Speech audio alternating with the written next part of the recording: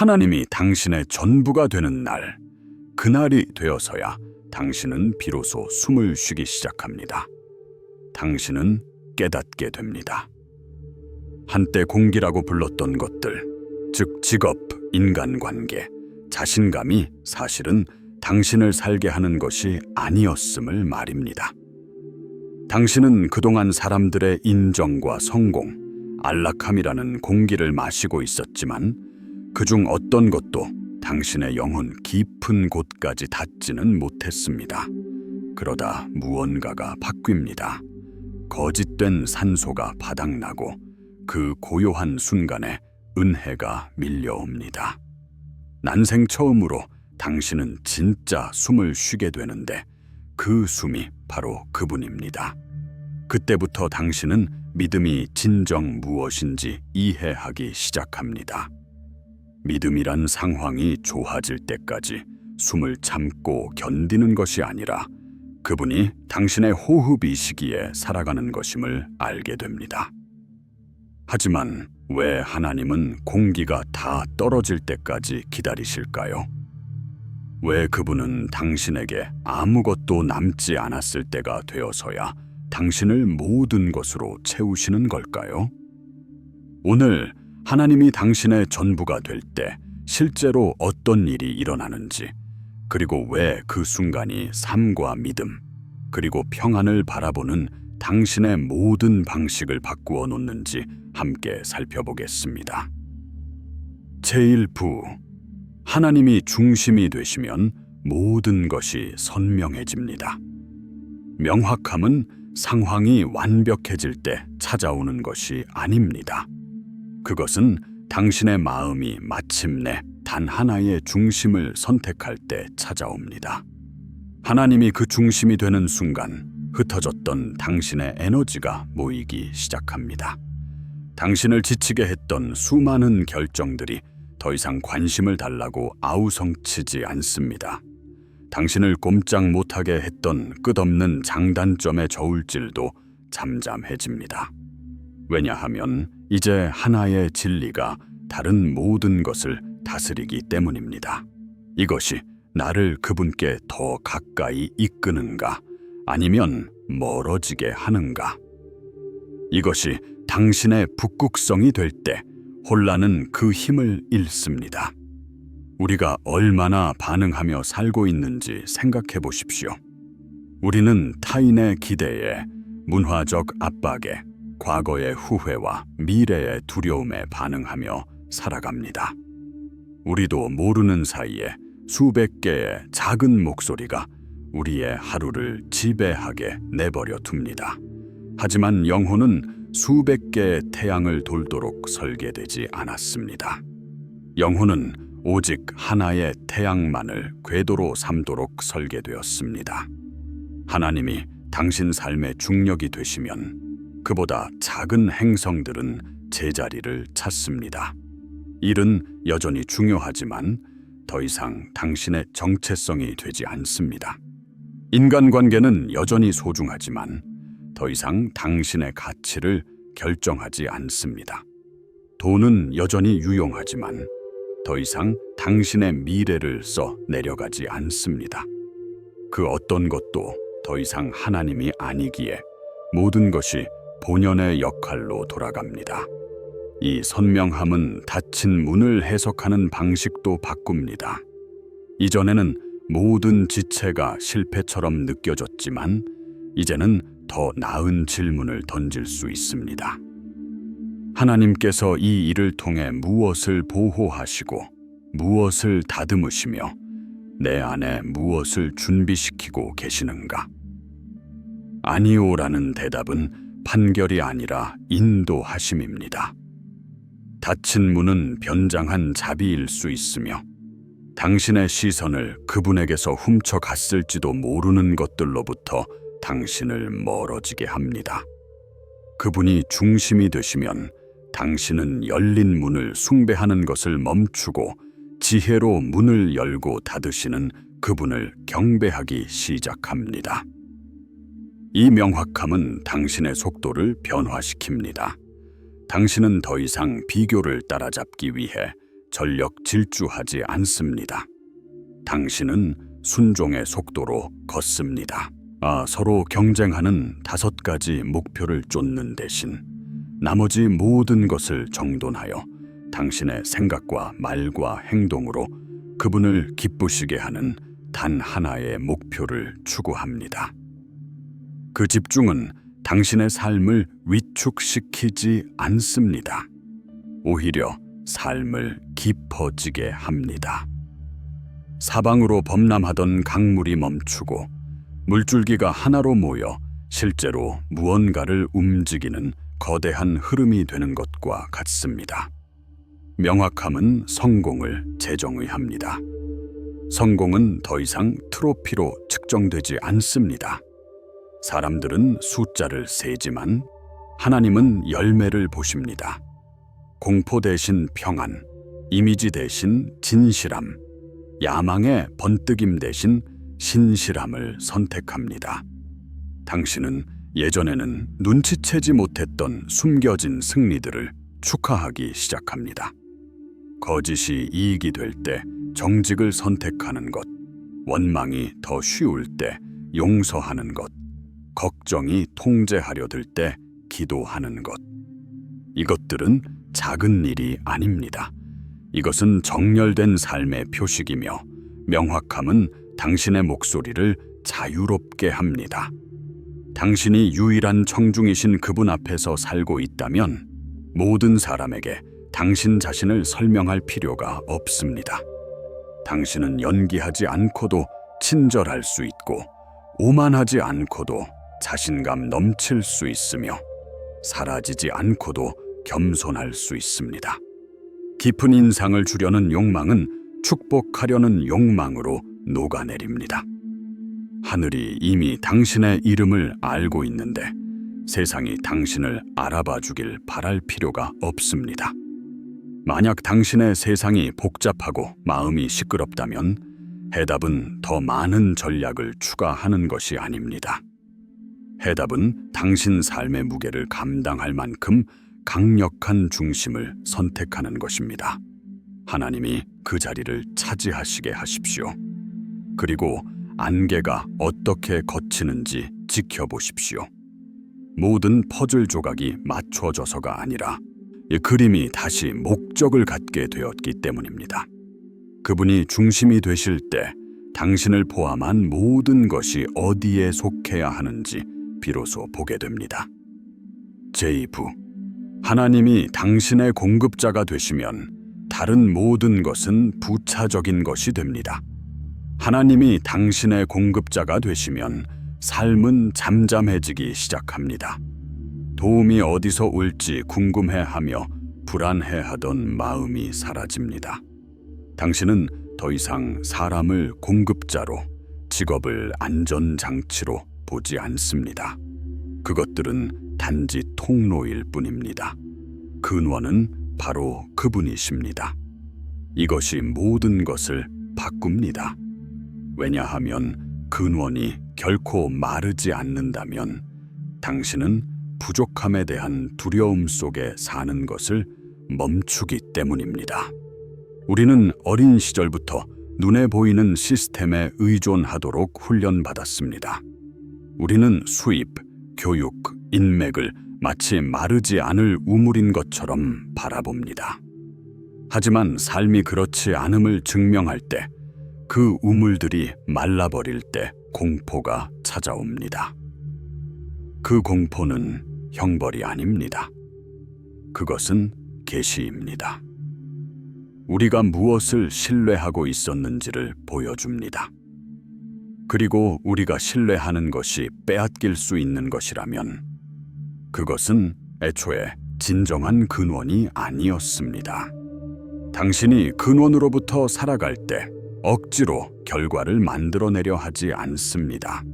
당신은 기도하고 일하고 계획하지만 더 이상 공포에 질리지 않습니다. 당신은 축복이 노력으로 얻어낸 거래가 아니라 관계의 표현임을 깨닫습니다. 가지는 스스로 열매를 맺겠다고 요구하지 않습니다. 그저 포도나무에 붙어 있으면 제철에 열매가 나타납니다. 예수님은 분명히 말씀하셨습니다. 나를 떠나서는 너희가 아무것도 할 수 없음이라. 이 말씀은 우리가 아무런 활동도 할 수 없다는 뜻이 아닙니다. 이야 그분 안에 거하지 않고서는 영원한 무게를 지닌 것, 지속되는 것을 아무것도 할 수 없다는 뜻입니다.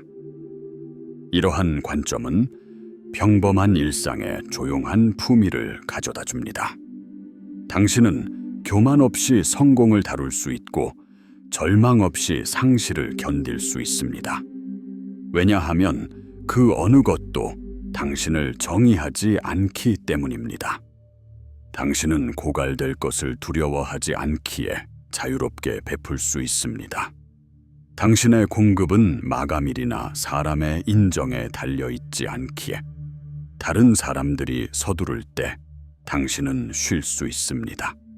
하나님은 당신의 직함이나 저축 혹은 당신의 힘에 제한받지 않으십니다.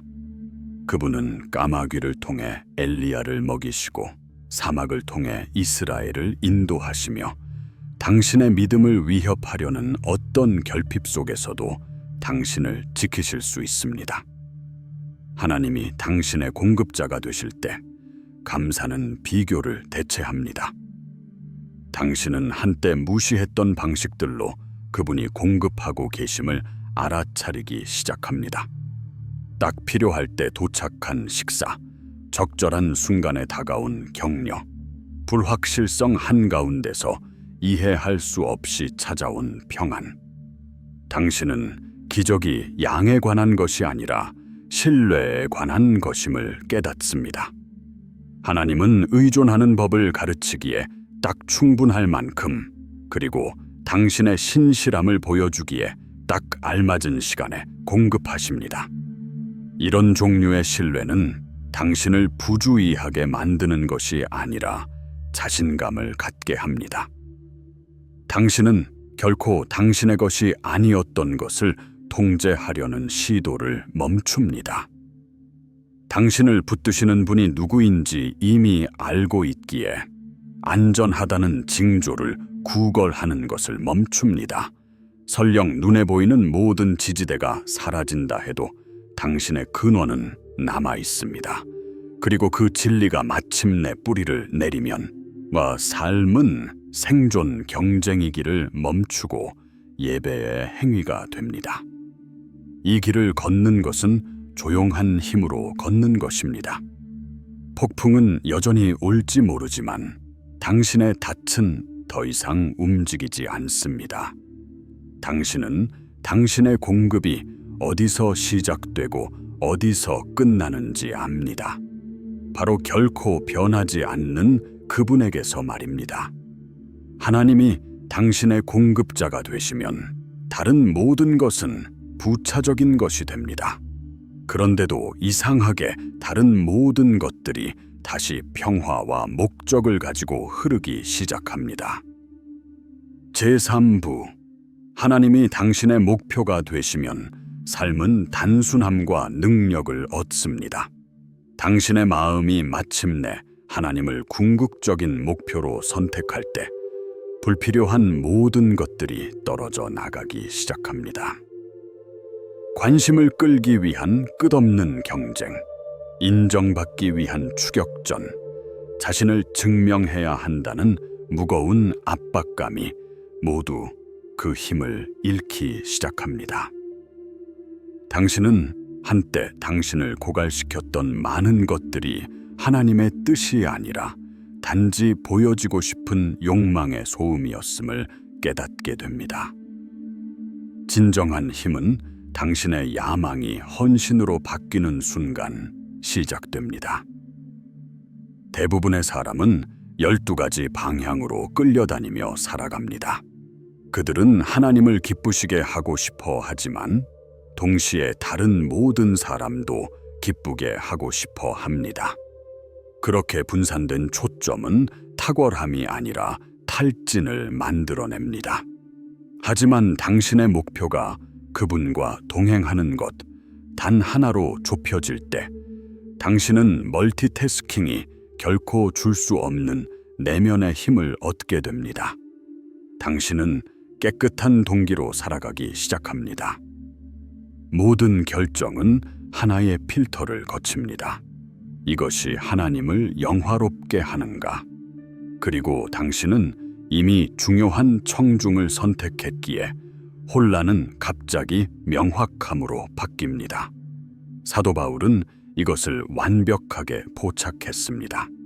내가 한 가지 일을 하여 뒤에 있는 것은 잊어버리고 앞에 있는 표대를 향하여 달려가노라. 이 말은 과거를 지우는 것이 아닙니다. 과거에 의해 산만해지기를 거부하는 것입니다. 바울은 초점이 나뉘면 운명이 약해진다는 것을 알았습니다. 옆을 보면서 앞으로 달릴 수는 없습니다. 타인과 속도를 비교하면서 하나님의 목적을 쫓을 수는 없습니다. 하나님이 당신의 유일한 추구가 될 때 당신은 움직임 속에서 쉼을 발견합니다. 당신은 움직이지만 광란하지 않습니다. 당신은 애쓰지만 억지 부리지 않습니다. 이러한 전환은 당신에게 당신이 짊어질 필요가 없었던 짐들을 내려놓을 허락을 줍니다. 당신은 결과를 통제하거나 주변의 모든 사람을 고칠 필요가 없습니다. 당신은 그저 순종하며 걷고 결과는 하나님께 맡기면 됩니다. 믿음 안에서의 단순함은 게으름을 의미하지 않습니다. 그것은 정렬을 의미합니다. 당신은 더 이상 두려움 때문에 바쁜 것이 아닙니다.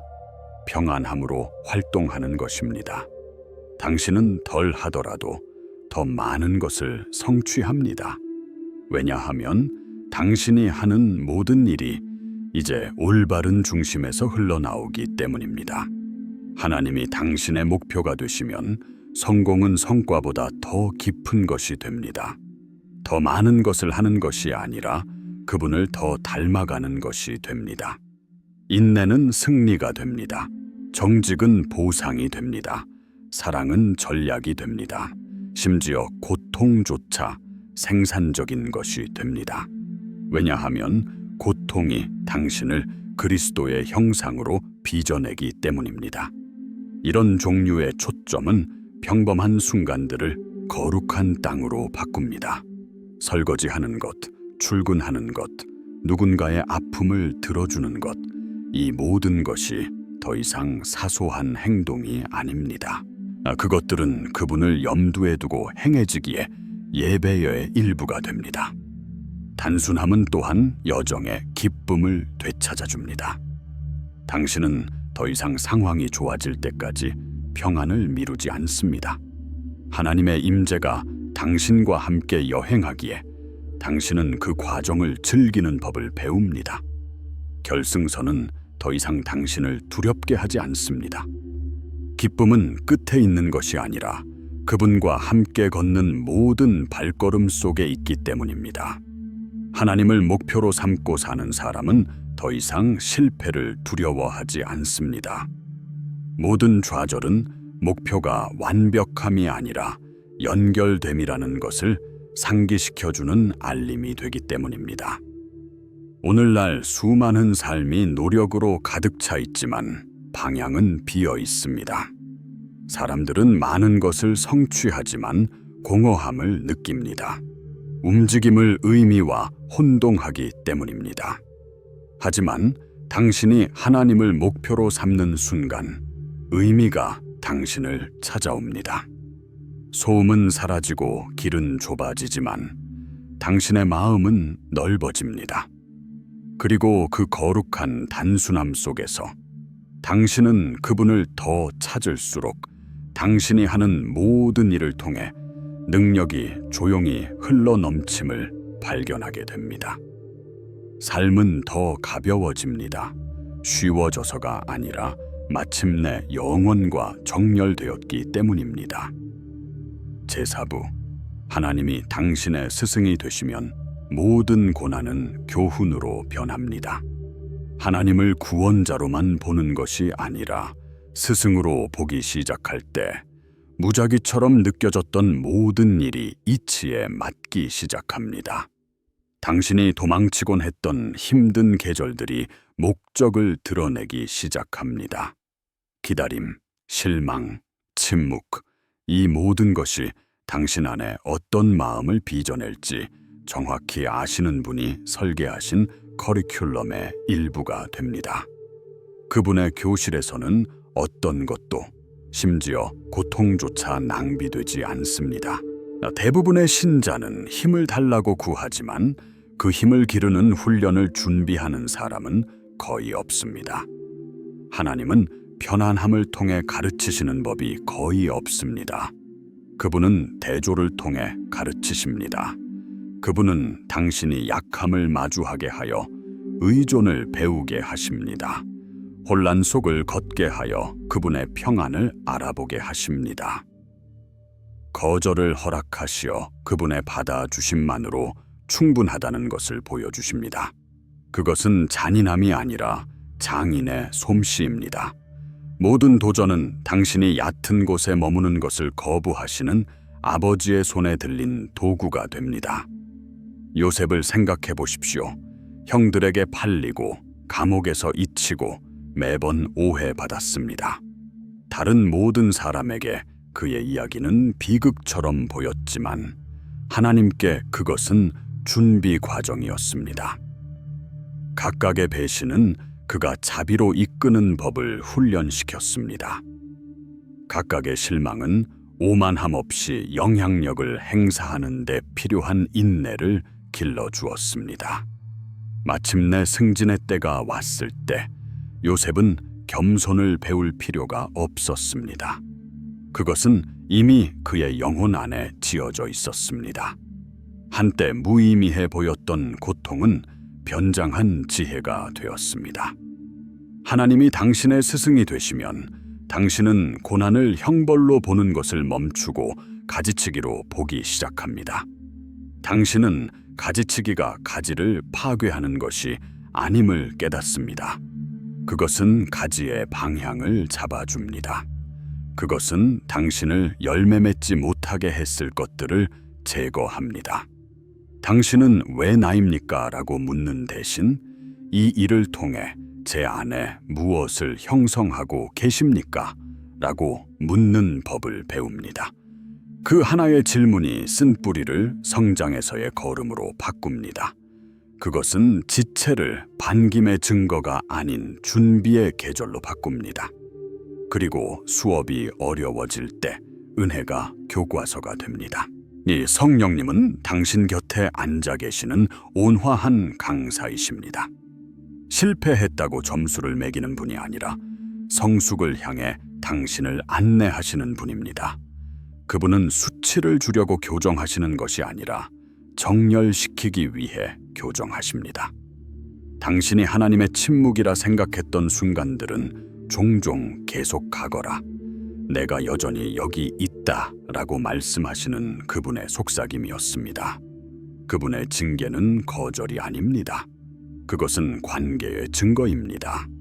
오직 당신의 미래에 투자하는 스승만이 시간을 들여 당신의 성품을 재련합니다. 당신은 지혜가 폭풍을 피함으로써 얻어지는 것이 아니라 폭풍 속에서 서 있는 법을 배움으로써 얻어진다는 것을 이해하기 시작합니다. 믿음의 모든 시험은 그분의 능력을 직접 경험할 기회가 됩니다. 응답받지 못한 모든 기도는 신뢰를 배우는 수업이 됩니다. 그리고 마침내 한 계절을 졸업하고 다음 계절로 넘어갈 때 당신은 진짜 수업이 상황에 관한 것이 아니었음을 깨닫습니다. 그것은 당신의 마음이 그분의 음성을 인식하는 법을 배우는 것이었습니다. 하나님이 당신의 스승이 되시면 삶은 혼돈처럼 느껴지기를 멈추고 정교한 안무처럼 보이기 시작합니다. 심지어 발을 헛디디는 것조차 리듬의 일부가 됩니다. 한때 당신을 부러뜨릴 것처럼 위협했던 바로 그 고통이 당신을 세우는 것이 됩니다. 그리고 언젠가 당신은 뒤를 돌아보며 모든 시련이 당신을 지혜롭게, 온유하게, 강하게, 그리고 무엇보다 그분을 더 닮게 만들기 위한 목적이 있었음을 보게 될 것입니다. 저부, 하나님이 당신 곁을 걸으시면 외로움은 거룩한 동행으로 변합니다. 오직 하나님만이 채우실 수 있는 침묵이 있습니다. 그 침묵은 당신이 의지했던 사람들이 멀어질 때, 삶의 소음이 잦아들 때, 그리고 어떤 기분 전환도 더 이상 소용없어 보일 때 나타납니다. 처음에는 그것이 버림받은 것처럼 느껴집니다. 하지만 그 고요함 속에 충분히 오래 머물면 무언가 신성한 것이 펼쳐지기 시작합니다. 당신은 너무 바빠서 알아차리지 못했던 어떤 임재를 감지하기 시작합니다. 바로 하나님 자신의 조용한 동행입니다. 외로움은 그분의 가장 오해받는 선물 중 하나입니다. 그것은 형벌이 아닙니다. 준비입니다. 하나님은 고독을 사용하여 거짓된 의존으로부터 당신을 분리하십니다. 그분은 지지대들을 치우심으로써 그분의 임재만으로 충분하다는 것을 배우게 하십니다. 광야에서 그분은 당신이 인정받기를 찾아 헤매는 것을 멈추고 계시를 받아들이기 시작하도록 가르치십니다. 한때 당신을 두렵게 했던 그 공허함은 이제 그분의 음성이 명확해지는 공간이 됩니다. 다른 모든 사람이 뒤로 물러날 때 그분은 더 가까이 다가오십니다. 이것이 모세에게 일어난 일입니다. 40년 동안 그는 박수갈채도 군중도 없는 사막에 숨어 살았습니다. 하나님께서 떨기나무 가운데서 말씀하신 곳은 바로 그 무명의 장소였습니다. 모세가 거룩한 소리를 인식하는 법을 배운 곳은 바로 침묵 속이었습니다. 교훈은 간단합니다. 하나님은 누군가에게 공개적인 리더십을 맡기시기 전에 사적으로 걷는 법을 훈련시키십니다. 고독은 당신이 알려져 있다는 것을 알기 위해 굳이 남에게 보일 필요가 없을 때까지 마음을 정결하게 합니다.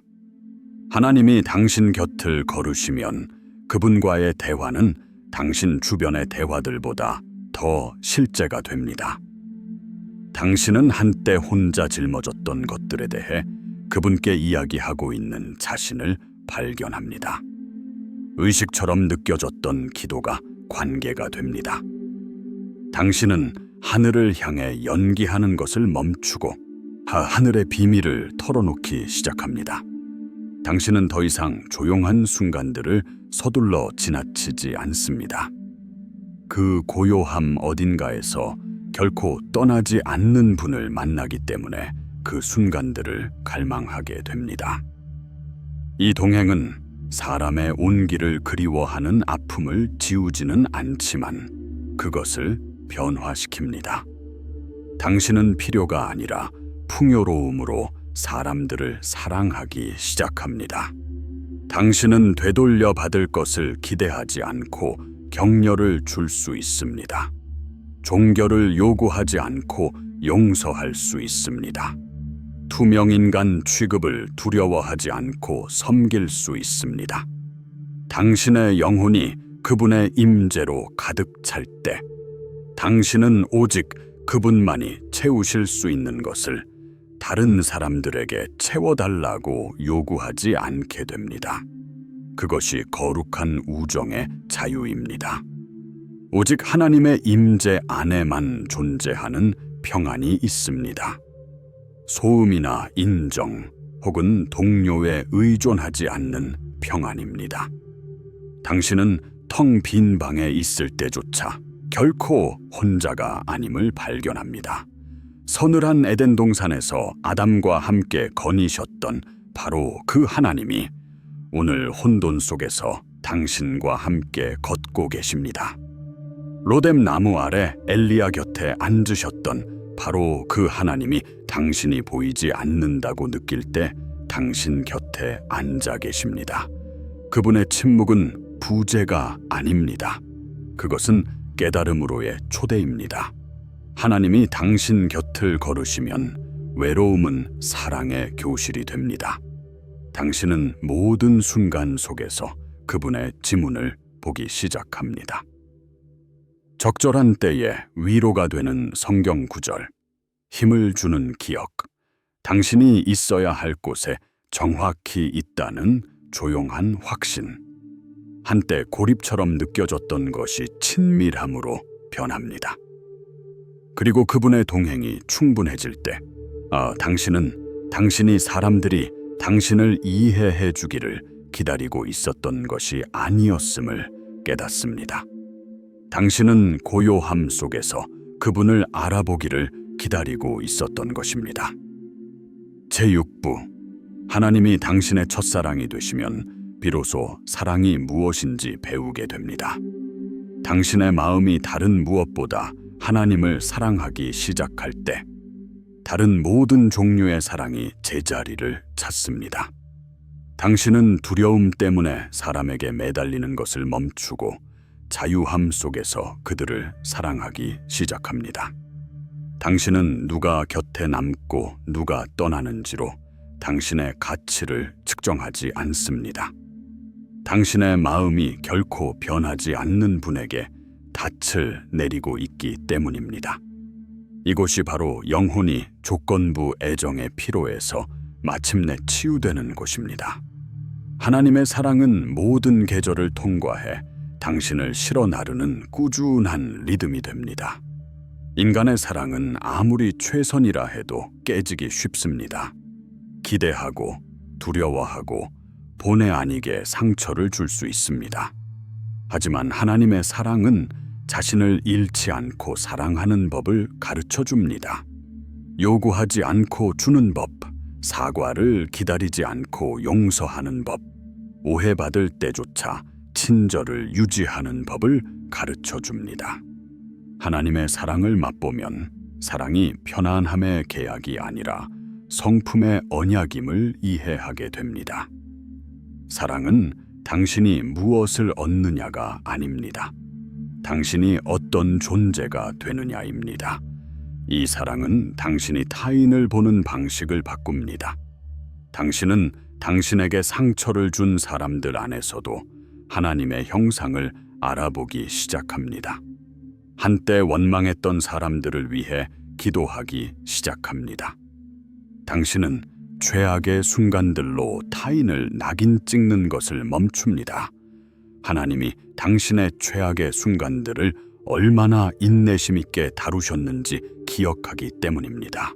그것이 신성한 사랑이 하는 일입니다. 자비가 투쟁이 아니라 본능이 될 때까지 당신 마음의 딱딱한 곳을 부드럽게 합니다. 하나님과 가까이 동행할수록 누군가를 미워하는 것이 점점 더 어려워짐을 발견합니다.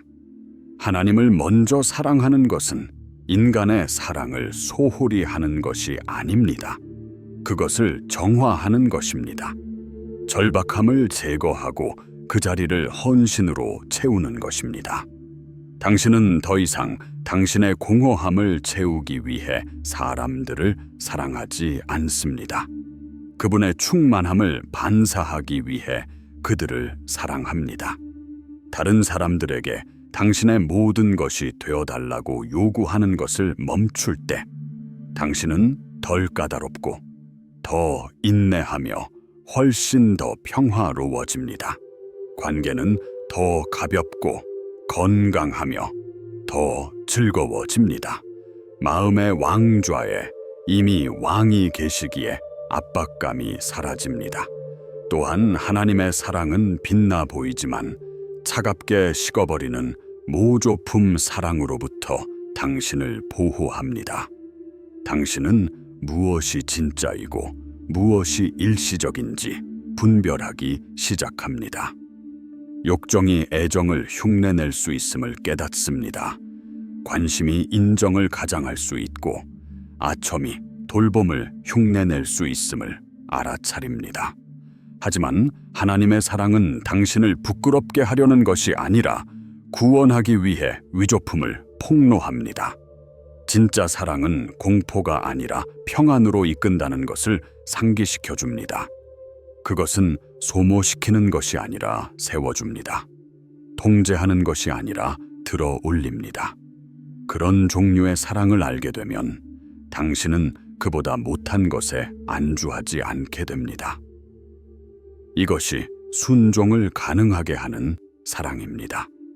당신은 더 이상 처벌이 두렵거나 보상을 바라서 하나님을 따르는 것이 아닙니다. 그분을 사랑하기 때문에 따르는 것입니다.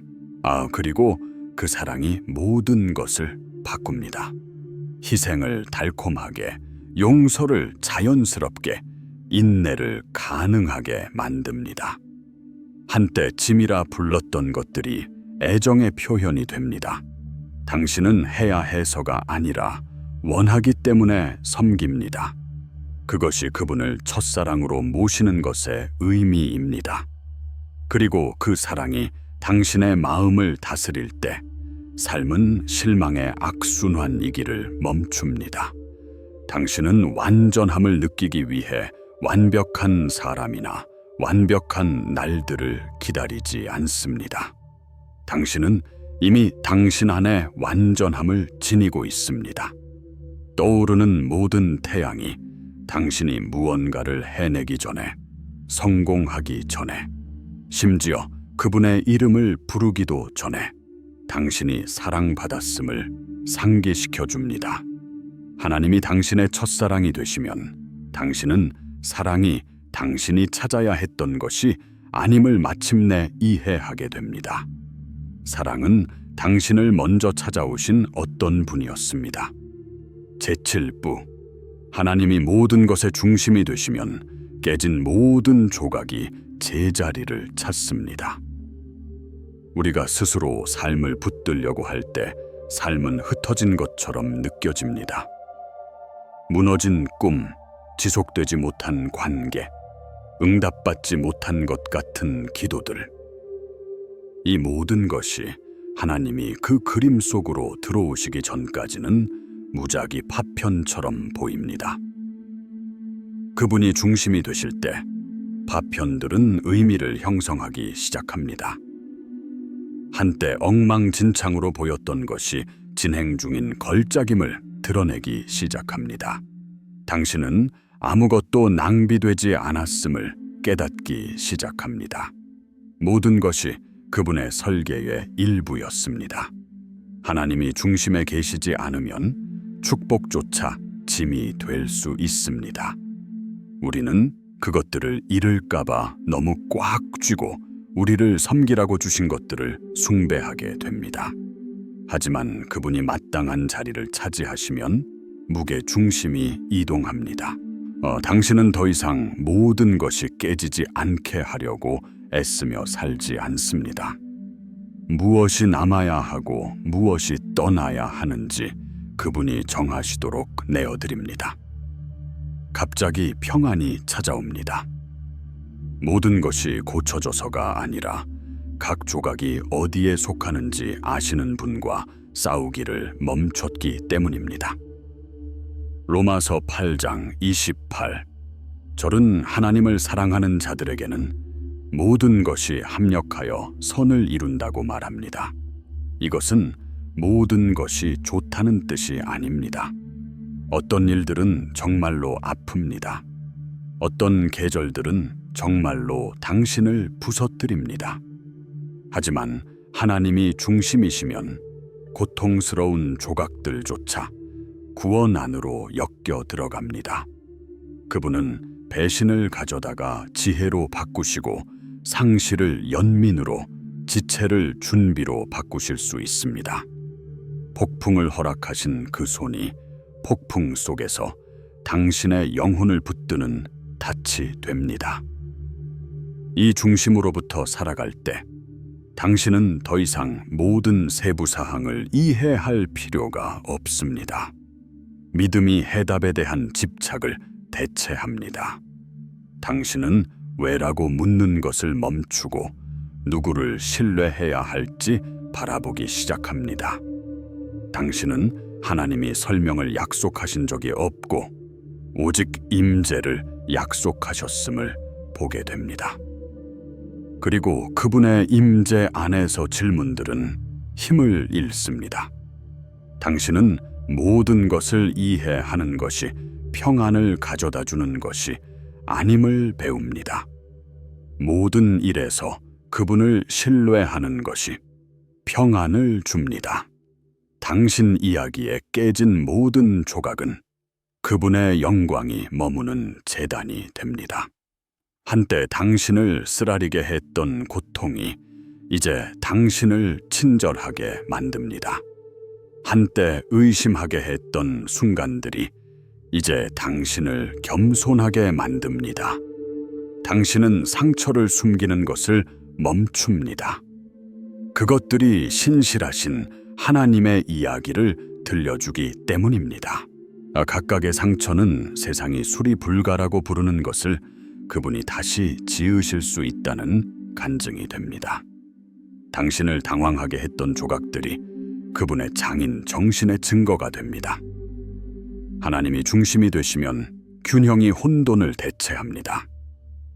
당신은 일시적인 감정이 아니라 영원에 맞춘 결정을 내리기 시작합니다. 자존심 대신 평화를, 복수 대신 용서를, 공황 대신 인내를 선택합니다. 그리고 조금씩 당신 삶의 그림은 그리스도를 닮아가기 시작합니다. 당신이 그렇게 계획해서가 아니라 모든 붓질을 그분이 인도하시도록 내어드렸기 때문입니다. 그러니 모든 것이 제자리에 있지 않은 것 같을 때 고치려고 서두르지 마십시오. 하나님을 다시 중심으로 초대하십시오. 창조의 질서를 가져오셨던 그 빛이 당신의 마음에 질서를 가져올 것입니다. 그분은 무작위처럼 보이는 것을 가져다가 그동안 숨겨져 있던 것을 드러내실 것입니다.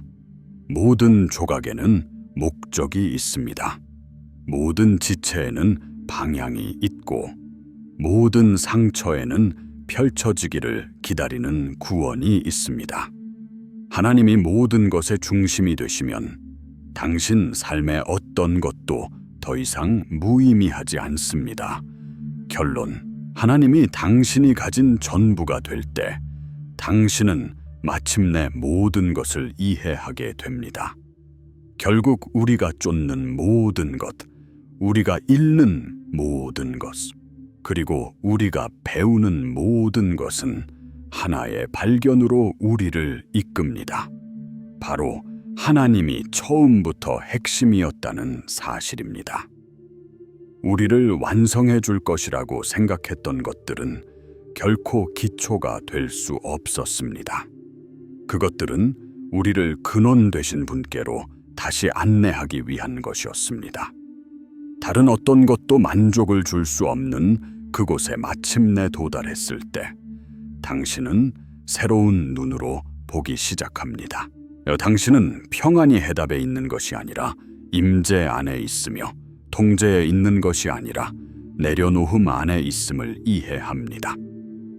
하나님이 당신이 가진 전부가 될 때 당신은 결과를 위해 사는 것을 멈추고 확신으로부터 살기 시작합니다. 당신은 상황이 변할 때 당황하지 않습니다. 당신의 기초는 변하지 않기 때문입니다. 당신은 성취한 것으로 자신의 가치를 측정하는 것을 멈춥니다. 그분의 사랑은 이미 확정되었기 때문입니다. 당신은 더 이상 영원한 것을 채우기 위해 일시적인 것을 쫓지 않습니다. 당신은 자족이란 원하는 모든 것을 갖는 것이 아님을 배웁니다.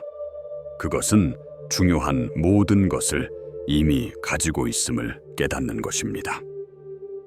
이것이 모든 것을 이해한다는 것의 의미입니다. 두려움이 아니라 믿음으로, 결핍이 아니라 은혜로 삶을 보는 것입니다. 당신은 모든 기쁨과 모든 시련이 변화를 위한 도구였음을 이해합니다. 당신은 하나님의 목표가 단지 삶을 편안하게 만드는 것이 아니라 당신의 마음이 그분을 온전히 사랑할 수 있게 만드는 것이었음을 봅니다. 그분은 폭풍을 없애지 않으셨습니다. 그분은 당신의 피난처가 되셨습니다. 그분은 고통을 지우지 않으셨습니다. 그분은 고통에 목적을 부여하셨습니다. 그러니 당신에게 남은 것이 하나님뿐인 그 순간에 도달했을 때 그것을 상실이라 부르지 마십시오. 발견이라 부르십시오. 당신은 모든 마음이 찾고 있던 것을, 심지어 그것을 모를 때조차 찾고 있던 것을 발견했습니다. 세상은 그것을 항복이라 부르지만 천국은 그것을 자유라고 부릅니다. 왜냐하면 당신이 마침내 다른 모든 것을 놓아버릴 때 당신은 빈손으로 남는 것이 아니기 때문입니다. 당신은 전부이신 그분과 함께 남게 됩니다. 그리고 그 순간부터 삶은 이치에 맞기 시작합니다.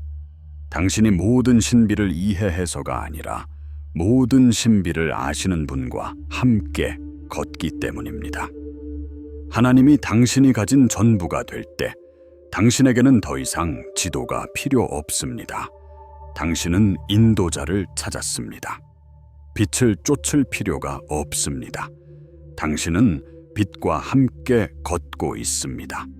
의미를 찾아 헤맬 필요가 없습니다. 당신은 의미 안에서 살고 있습니다. 그때 마음은 쉼을 얻습니다. 영혼은 숨을 쉽니다. 그리고 한때 당신이 의문을 품었던 모든 것이 그분의 손안에서 선명해집니다.